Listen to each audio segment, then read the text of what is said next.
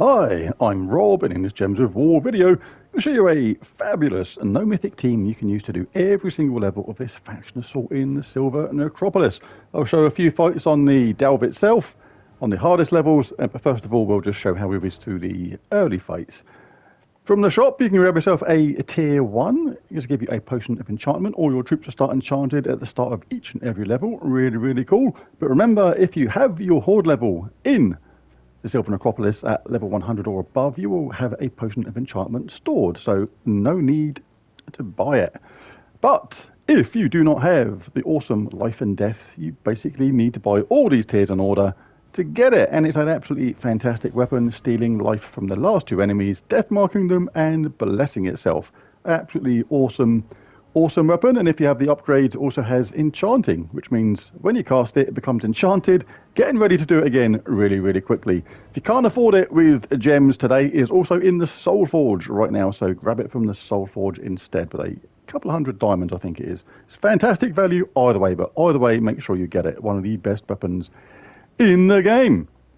Right, let's just show these few early battles here, and then we'll jump into the delve itself and do the same fight on the hardest level with exactly the same team. Right, Earth's Fury, Charlestoni, 2 times a gargoyle. This just works so well, it is ludicrous. This is a slight remix of what I call my Invincibles team. I call it my Invincibles team because I've literally never ever lost a battle with it. I usually use Mang in place of Earth's Fury, but I'm just showing how we can use Earth's Fury instead. But if you have Mang, you can use it in exactly the same manner.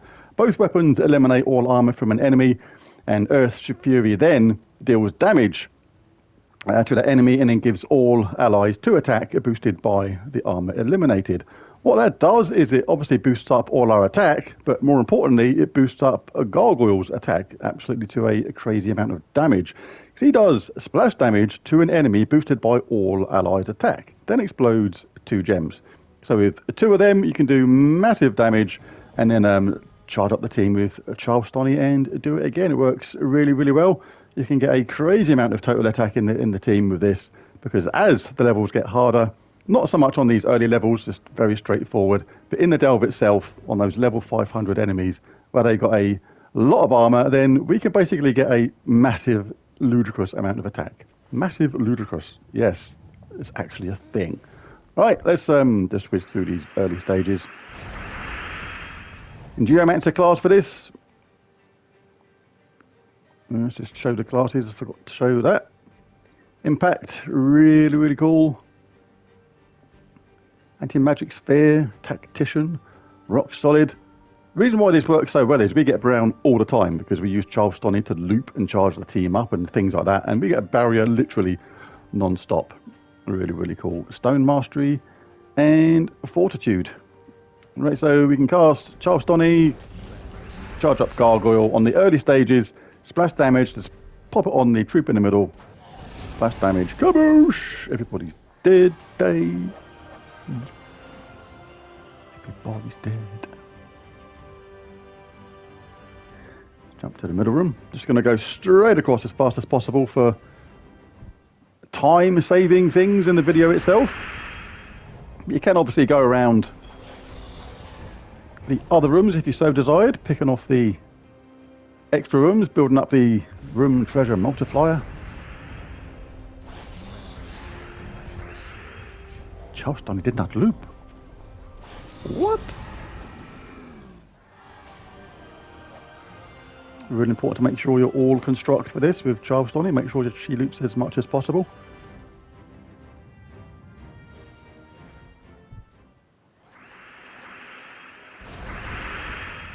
Getting yellow for Charlestoni gets her up really quickly. Better to get yellow for Charlestoni than it is brown, because you want to leave the brown behind to give her a chance to loop more.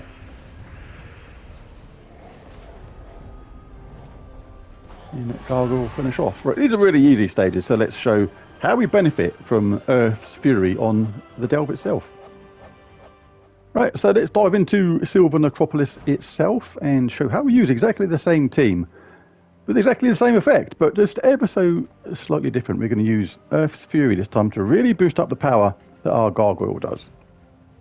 Only horde level 130 on this, so nothing too crazy high. Always better to use or collect a yellow if you can to boost up our Charlestonny, because you want to leave as much brown as you can on the board when she casts her spell. It gives it a much better chance of looping. That's, we'll cast Charlestonny on them. When we cast our Earth's Fury, which is now ready to cast, you don't want to do it on the troop you just hit with Charlestonny. You want to leave them alone and eliminate the armor from somebody else you haven't hit yet to get the most benefit of the boosting attack. Remember, every single time we collect brown, we get a barrier, which is really cool. We can hit the troop up top again, which is the one we first hit with a Charlestonny, and then do the same thing with Earth's Fury on another opponent we haven't taken any armor away from yet. And do the same again, bosh them, Earth's Fury, still on them this time.